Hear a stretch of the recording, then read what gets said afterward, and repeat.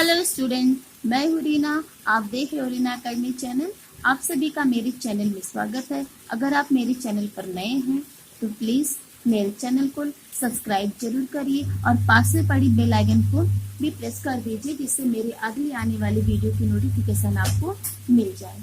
आज हम इसके पार्ट 2 को करेंगे। तो पार्ट 1 में हमने इसमें जो है चिट्ठी का सफर, इसमें उसमें उसका शब्दार्थ और उसमें उसको व्याख्या को उसको पढ़ा और जाना था। आज पार्ट 2 में हम इसके प्रश्न अभ्यास को करेंगे।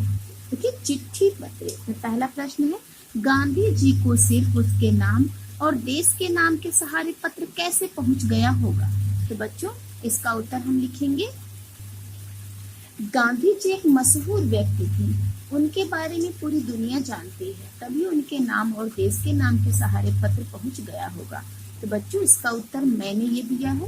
अगर आपको लगता है कि इसका उत्तर कुछ और है तो आप उसे भी लिख सकते हो। अब देखिए, दूसरा प्रश्न है आगे। अगर एक पत्र में पते के साथ किसी का नाम न हो तो पत्र ठीक जगह पर पहुंच जाएगा? इसका उत्तर है, अगर एक पत्र में पते के साथ किसी का नाम हो तो पत्र ठीक जगह पर पहुंच जाता है। यानी प्रश्न में तो यही था ना, अगर किसी का नाम है तो क्या पत्र ठीक जगह पर पहुंच जाएगा पते के साथ? बिल्कुल पहुंच जाएगा।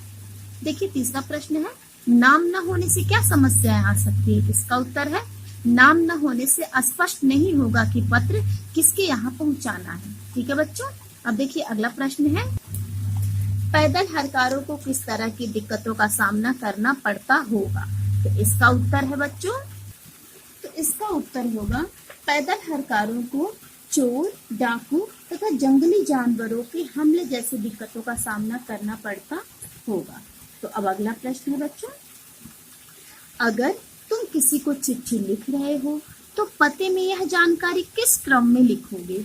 गली, मोहल्ले का नाम, घर का नंबर, राज्य का नाम, खंड का नाम, कस्बे, शहर, गांव का नाम, जनपद का नाम, नीचे दी गई कई जगहों में लिखो। तो बच्चों, इसमें सबसे पहले हम घर का नंबर लिखेंगे, फिर गली या फिर मोहल्ले का नाम लिखेंगे, फिर खंड का नाम लिखेंगे, फिर कस्बे, शहर या गांव का नाम, यानी अगर हम कस्बे में रहते हैं तो कस्बे का नाम, या शहर में तो शहर का नाम, या फिर गांव में रहते हैं तो गांव का नाम।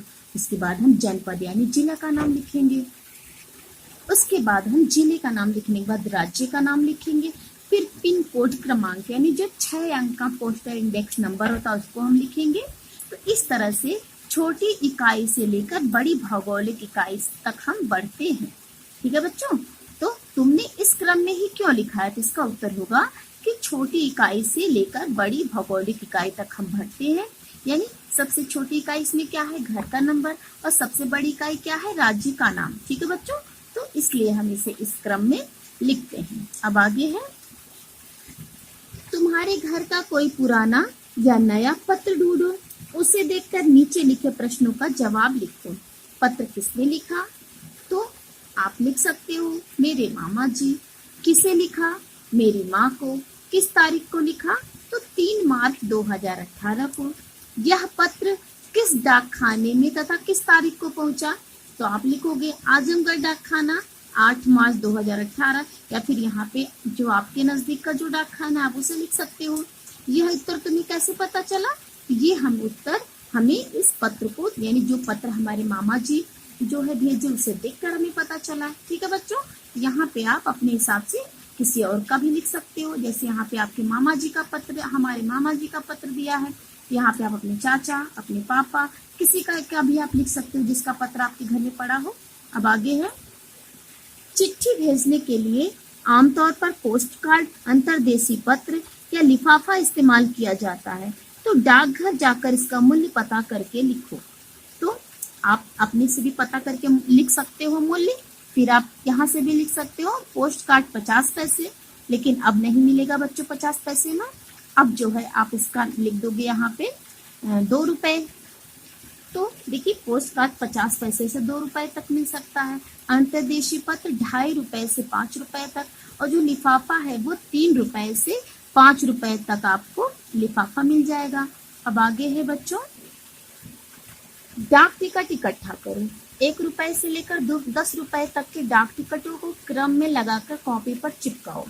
इकट्ठा किए गए डाक टिकटों पर अपने साथियों के साथ चर्चा करो।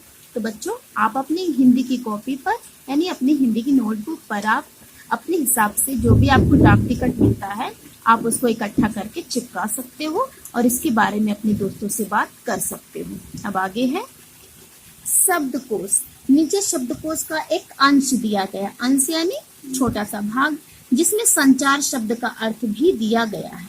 ठीक है बच्चों, देख लेते हैं। संगीतज्ञ यानी संगीत जानने वाला, संगीत की कला में निपुण। संग्रह यानी संगीत का अर्थ होगा संगीतज्ञ का ये। संग्रह ये पुल्लिंग है, इसका अर्थ है जमा करना, इकट्ठा करना, एकत्र करना या फिर संचय।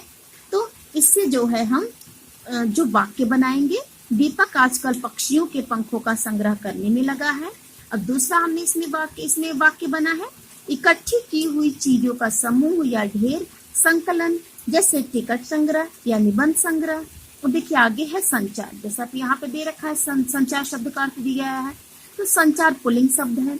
इसका देखिए, किसी संदेश को दूर तक या बहुत से लोगों तक पहुंचाने की क्रिया या प्रणाली या कम्युनिकेशन। अब देखिए दूसरा है टेलीफोन, टेलीविजन, सैटेलाइट आदि संचार के माध्यमों से दुनिया आज छोटी हो गई। ये देखिए इसका ये वाक्य प्रयोग किया गया है। किसी चीज का प्रवाह, चलना, फैलाना, जैसे शरीर में रक्त का संचार, विद्युत का संचार।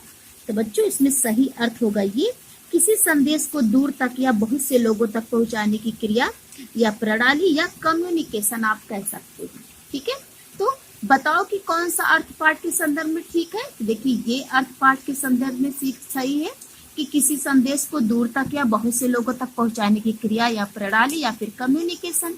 इस पन्ने को ध्यान से देखो और बताओ कि शब्दकोश में दिए गए शब्दों के साथ क्या क्या जानकारियां दी गई है। तो बच्चों यहाँ पर देखिए संगीतज्ञ के बारे में बताया गया है, जिसमें संगीत को जानना है, संगीत की कला में निपुण इसका अर्थ है। फिर संग्रह करने का अर्थ बताया गया है, संग्रह करने का अर्थ जमा करना, इकट्ठा करना या फिर एकत्र करना या फिर संचय करना है। और संचार का अर्थ इसमें बताया गया है। तो संचार का एक अर्थ बताया गया है, किसी मैसेज को दूर तक लोगों को पहुंचाना या फिर कम्युनिकेशन। ठीक है, और इसमें दूसरा अर्थ बताया गया है संचार का, किसी चीज का प्रवाह या फैलना, जैसे एग्जाम्पल के तौर पर शरीर में रक्त का संचार और विद्युत का संचार, विद्युत यानी बिजली। ठीक है बच्चों, तो देखिए ये इस शब्दकोश में बताया गया है। तो अगर आप मेरे चैनल पर नए हो तो मेरे चैनल को प्लीज सब्सक्राइब कर लें। Okay, thank you.